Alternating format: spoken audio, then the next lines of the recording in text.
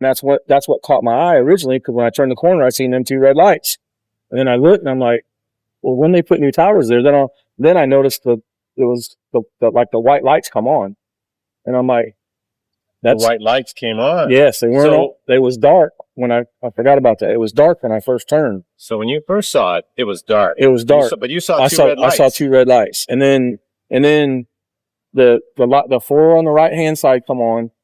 And then I don't remember, I think there was 2 on the left, but I don't think there was 4. I think there was only 2. And then they started flashing like a modem. And I was like, well, that's weird, because I know Morse code. It wasn't Morse code. It was like sending data.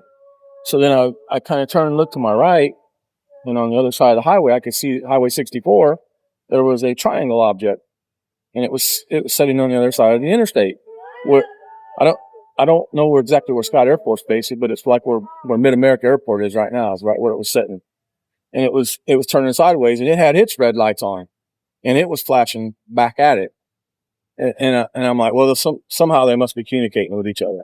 Your initial message was that you saw 2 different objects. I seen 2 at the same time. Yes, I seen one on one side of 64 and one on the other side that was over towards, I don't know, that airport over there. Yeah. I don't know if there was an airport there at that time, but about where the water tower is now. Yeah. But it was a triangle object. And it spun. And it turned. Did it like pivot on an axis? I mean, did it look like it did a flat turn? A flat turn. It did. Like a Harrier. Similar to a Harrier turn. I've seen plenty of Harriers turn. I was coming off Highway 64. I stopped down here at this stop sign, turned right onto Highway 4 up here. And then I seen kind of off in the distance, about not quite where those trees are at though. So I went down probably about right in here actually is about where I pulled over, because there was no other place for me to pull over. So I pulled over like about right here. And then I was looking, and maybe about 200 foot up in the air, right there is where I saw what looked like a floating house. It was huge, 2-story. And it was just right above that tree line, but about maybe 200 foot, not even that, in the air. Okay, far away, that way, lengthwise from here? How far do you think it was? It was distance from the car. Probably, 100 yards.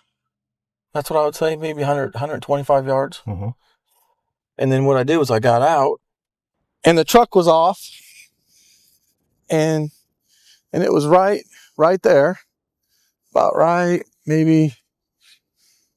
about right there. But it was maybe 200 foot up in the air.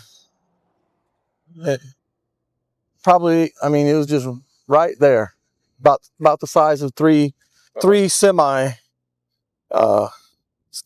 trailers. And then it slowly moved to the right, and then it stopped right here. No noise, no sound, nothing. Just stopped right there. And then when it stopped there, that's when it had red lights, and then they turned green on the corners, and then it went blue. Then it started flashing real fast red. And that's when I turned. I was looking to see if there was anything else. Then when I turned, just right over top of that mobile sign, almost to the right, just a little bit, is where I seen the triangle shaped object. And it was, probably, it was just right there. About how far away? Do you think it was over the other side of the highway? It was the other side of the highway. Okay. And it looked about maybe about that big, probably. When I called her, I think I called her when I seen it, and then when I was talking to her, when I stepped outside right there, and I was like, "You're not going to believe this." I said, "I'm seeing a floating house."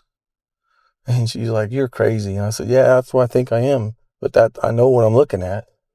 And she goes, "You're tired. You need to get a room."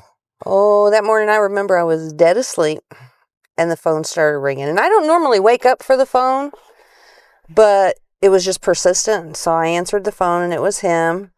And he said, "You are not going to believe what I'm looking at. You're not going to believe what I'm seeing." And I said, "I don't know, but it's 4:00 in the morning, so it better be something important. You better not tell me you're in a strip club." And he said, "No, I'm looking at a flying house." "You're tired." He said, "No, I'm telling you. I'm down at Lebanon, and there is a flying house. I'm looking at it. It's next to the road. I'm standing here. I'm outside the car. Can you hear it? Can you hear it?" And I said, "No." He said, "Well, I can't either." He said, so I said, "You're tired. Get a room. You are tired." And he said, "No, well, maybe you're right. I'm tired." He said, "But there's two things." He said, "Wanda, I'm telling you, it looks like they're talking to each other." And he just kept carrying on and on and on and on. And I finally just kept saying, "You're tired." And then I started thinking, okay, he doesn't drink. Maybe he's just gone crazy. So then he described the other thing to me. He said he had the house and it had the windows. He said there's 4 windows on the side. He said and there's 2 windows on the other side. He said it's moving.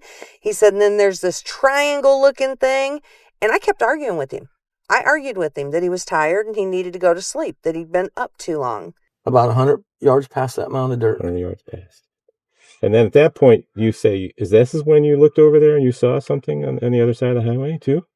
After that thing started flashing its red lights, it went red, green, blue, then back to red. Mm-hmm. And then that's when it started flashing the red lights. And that's when I started looking around to see what it was flashing at. And that's when you saw the other object. That's when I saw the other object. Then, after you decided you were going to go, Mm-hmm. you started driving back. But the other object left. After, the other object I was watching it for a while, and that's when it flashed back. That thing flashed. It flashed a few times. Then the other object actually spun, turned, and then it moved off slowly. Mm-hmm. And that's when I was watching this one. That's when I felt like I was like somebody's watching me or something's going on.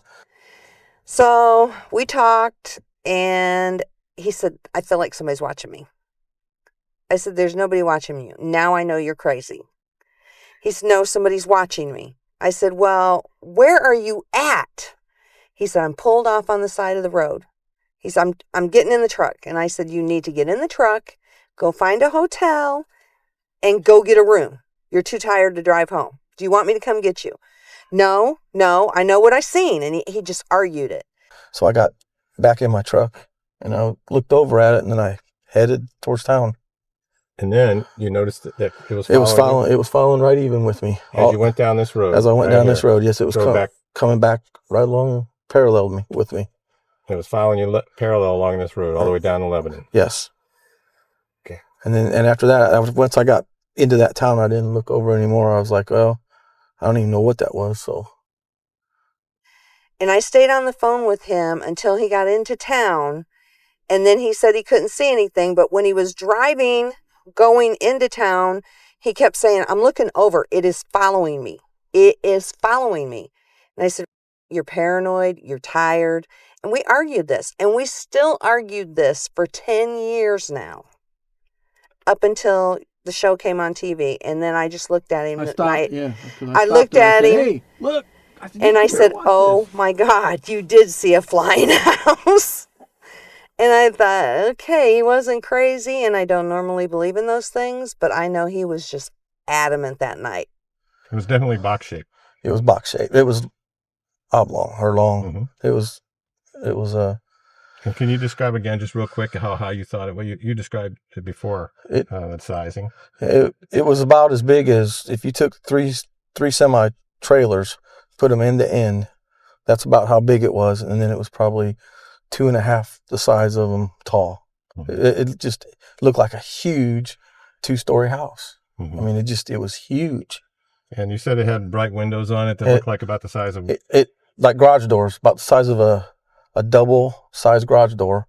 There were 4 of them on the right side and 2 on the left. Mm-hmm. And you said it made no sound, right? None. No sound. That there wasn't any sound. I turned the truck off even.